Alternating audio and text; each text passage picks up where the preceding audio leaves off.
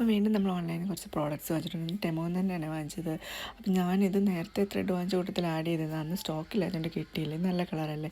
പിന്നെ ക്രോഷേ ചെയ്യുമ്പോൾ നമ്മൾ ത്രെഡിലിടുന്നൊരു റിങ്ങില്ലേ, ഇത് ടെൻഷൻ അഡ്ജസ്റ്റ് ചെയ്യാൻ പറ്റുന്ന രീതിയിലാണെന്ന് തോന്നുന്നു. ഞാനിവിടെ കുറേ ചാനലിലൊക്കെ കണ്ടിങ്ങനെ.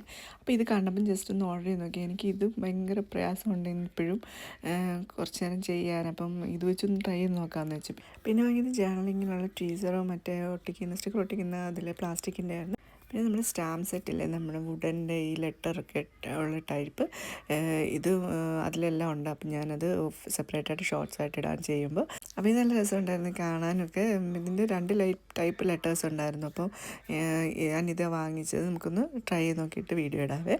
അപ്പോൾ കുറേ പഴയ പേപ്പറൊക്കെ എടുത്തിട്ട് ഒന്ന് സ്റ്റാമ്പ് പോലെയൊക്കെ DIY ചെയ്തെടുക്കാം അങ്ങനെയൊക്കെ വിചാരിച്ചിട്ടാണ് ഞാൻ ഇത് വാങ്ങിച്ചത്. ഒന്ന് ട്രൈ ചെയ്ത് നോക്കാവേ. പിന്നെ നമ്മൾ കുറച്ച് സ്റ്റേഷനറീസാണ് വാങ്ങിച്ചത്. മോള് ടേബിളിൽ സിനിമ റോൾ തീമിൽ ഒക്കെ അറേഞ്ച് ചെയ്യണമെന്ന് പറഞ്ഞു ഒരേ തീമിൽ കുറേ പെന്നും പെൻസിലും അങ്ങനെയൊക്കെ വാങ്ങിയിട്ടുണ്ടായിരുന്നു. അപ്പം അതിൽ ഓൾറെഡി ഓരോന്ന് എടുത്തുകൊണ്ട് സ്കൂളിൽ പോവുകയും ചെയ്തു.